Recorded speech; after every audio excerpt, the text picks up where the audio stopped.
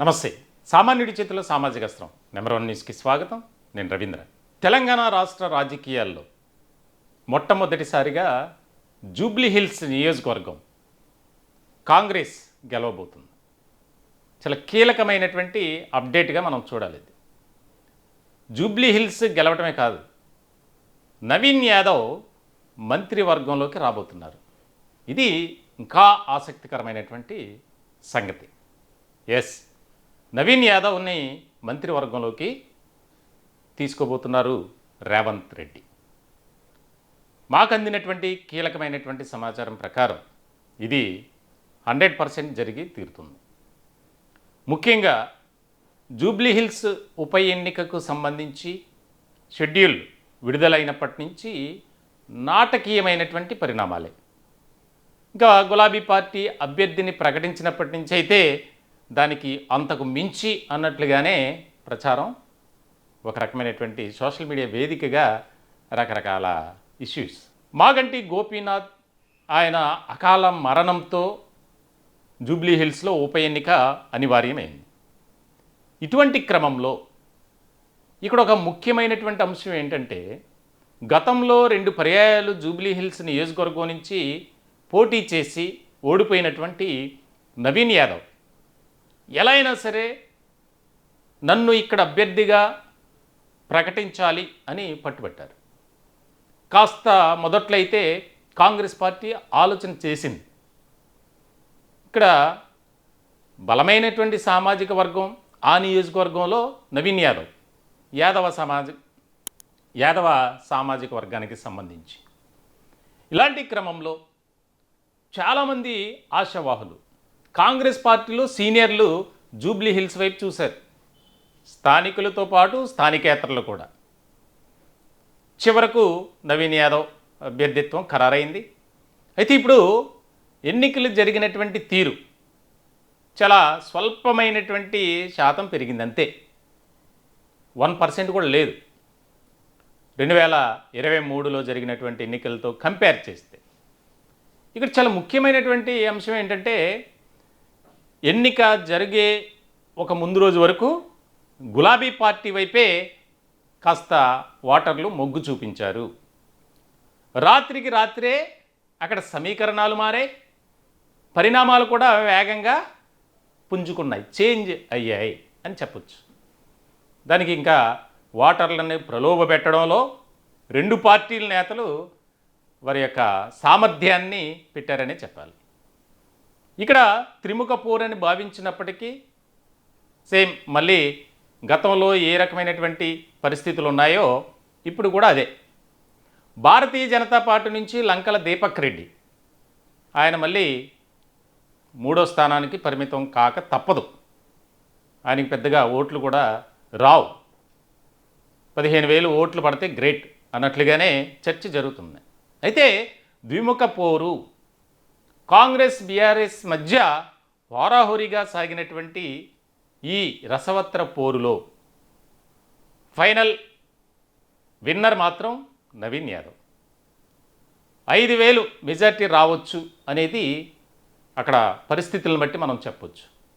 ఇటువంటి క్రమంలో ఒకసారి మనం వెనక్కి వెళ్ళాలి. జూబ్లీ హిల్స్లో ఎవరైతే కాంగ్రెస్ అభ్యర్థి గెలుస్తారో ఆ అభ్యర్థికి మంత్రివర్గంలో చోటు కల్పిస్తాం అని ఒక చర్చ జరిగింది కాంగ్రెస్ పార్టీలో. అప్పటికి అసలు నవీన్ యాదవ్ పేరు కూడా ఇంకా తెర మీదకి రాలా. చాలామంది ఆశావాహులు పేర్లు వినిపించాయి. ఇటువంటి క్రమంలో ఖచ్చితంగా జూబ్లీ హిల్స్ నియోజకవర్గంలో గెలిచే అభ్యర్థికి మంత్రి పదవిలో స్థానం కల్పించబోతుంది కాంగ్రెస్ హైకమాండ్.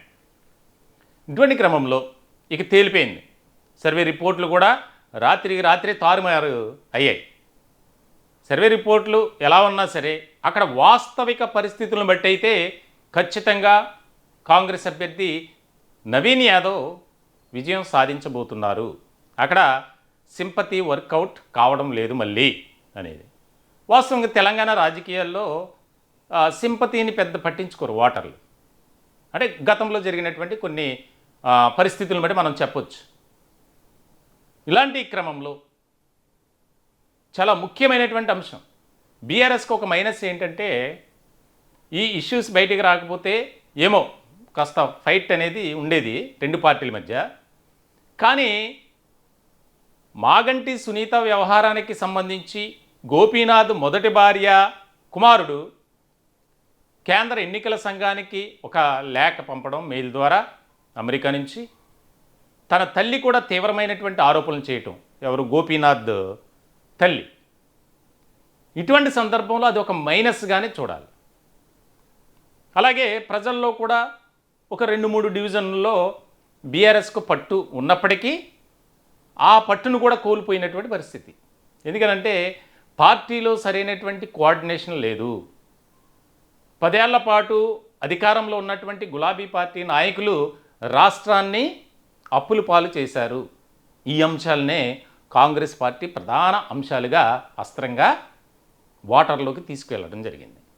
ఇవన్నీ కూడా అంటే సాధారణంగా ఒక అభ్యర్థి విజయం సాధిస్తున్నారంటే దానికి బలబలాలనేది, వారి బలహీనతలు అనేది చెప్పుకోవాలి.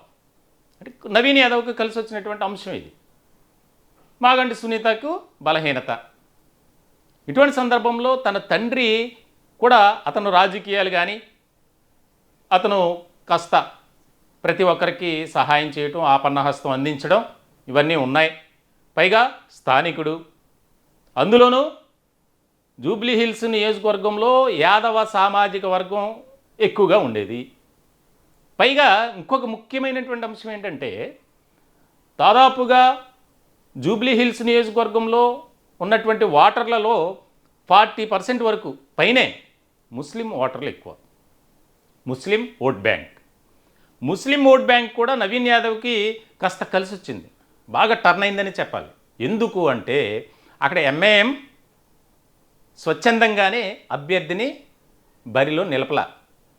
ఎందుకంటే నవీన్ యాదవ్ ఒకప్పుడు ఎంఐఎంలో ఉన్నటువంటి వ్యక్తి, ఎంఐఎం నుంచి అక్కడ పోటీ చేసినటువంటి వ్యక్తి. పైగా ముస్లింలతో ఒక సానుకూలమైనటువంటి వాతావరణం, స్నేహపూర్వకమైనటువంటి సంబంధాలు కొనసాగించినటువంటి చిన్న శ్రీశైలం యాదవ్ కుటుంబం. అంటే చిన్న శ్రీశైలం యాదవ్ అంటే నవీన్ యాదవ్ తండ్రి. ఇవన్నీ కూడా నవీన్ యాదవ్కు చాలా చాలా చాలా కలిసి వచ్చేటువంటి అంశాలుగా మనం చూడాలి. ఇటువంటి సందర్భంలో ఈ యొక్క ఎగ్జిట్ పోల్స్ కూడా మనం ఒకసారి పరిశీలించాలి. దాదాపుగా 1-6 తప్ప మిగిలినవన్నీ కాంగ్రెస్ అభ్యర్థికే చాలా వరకు ఎడ్జ్లో ఉంది. అక్కడ మనం ఒకసారి చూస్తే కనుక చాణక్య స్ట్రాటజీస్ కాంగ్రెస్కు 46% విన్నింగ్ ఛాన్స్ ఉంటే బీఆర్ఎస్ 43, బీజేపీ 6% కేవలం. అలాగే స్మార్ట్ పోల్ 48.2 కాంగ్రెస్కు ఉంటే బీఆర్ఎస్కి వచ్చేసరికి 42.1%, బీజేపీ 7.6% వారికి ఇచ్చారు. ఆత్మసాక్షి 46.5% కాంగ్రెస్కి అయితే బీఆర్ఎస్కు 44.5%, ఇక బీజేపీకి 6.5%. People pulse Congress 46%, BRS 41%, BJP 6%.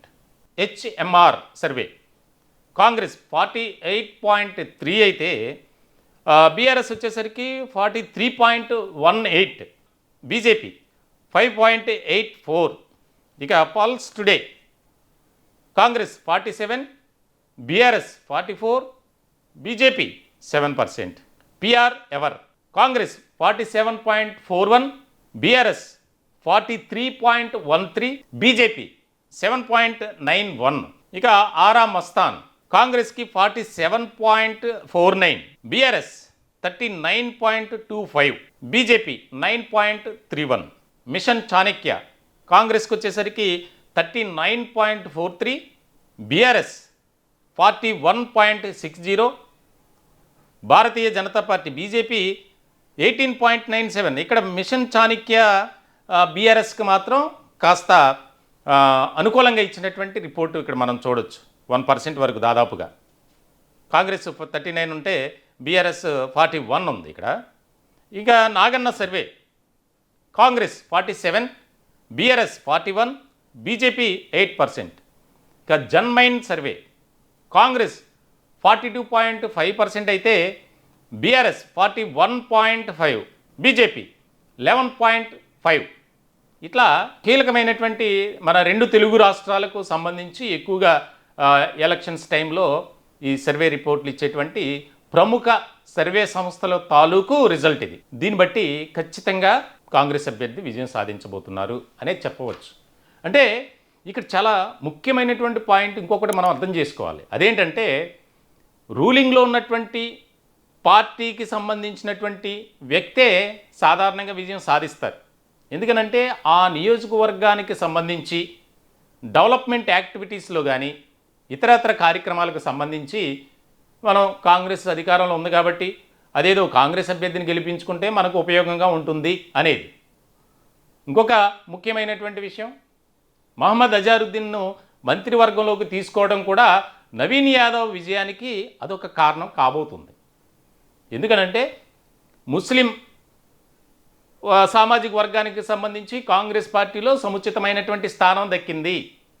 అందుకే ఒక ప్రత్యేకమైనటువంటి వ్యూహంతో కూడా రేవంత్ రెడ్డి హైకమాండ్ నోటీసులో పెట్టడం, వెంటనే ఆగమేఘాల మీద అనౌన్స్ చేయటం, అతన్ని మంత్రిగా ప్రమాణ స్వీకారం చేయించడం చకచకా జరిగిపోయాయి. మహమ్మద్ అజారుద్దీన్ కూడా గతంలో జూబ్లీ హిల్స్ నియోజకవర్గం నుంచి పోటీ చేసి మాగంటి గోపీనాథ్ చేతిలో ఓడిపోయారు. ఇవన్నీ కూడా నవీన్ యాదవ్కి కలిసి వచ్చేటువంటి అంశాలుగా మనం చూడాలి. మొత్తానికైతే మరికొద్ది రోజుల్లోనే ఈ ఫలితాలు అనేది రాబోతున్నాయి. ఖచ్చితంగా మెజారిటీ అంత ఎక్కువగా కాకపోయినప్పటికీ కాస్త ఫైట్ అయితే సునీత ఇచ్చారనే చెప్పాలి. నవీన్ యాదవ్ మంత్రివర్గంలో త్వరలోనే చూడబోతున్నాం అంటూ నవీన్ యాదవ్ సంబంధించి కాంగ్రెస్ కార్యకర్తలు కానీ జూబ్లీ హిల్స్లో కాంగ్రెస్ అభిమానులు ఎంతో ఆశతో ఉత్కంఠతో ఎదురు చూస్తున్నటువంటి పరిస్థితి. దీనిపై మీ యొక్క అభిప్రాయాలను కూడా కామెంట్ రూపంలో తెలియజేయచ్చు. దయచేసి మా ఛానల్ని సబ్స్క్రైబ్ చేసుకోండి. Thank you.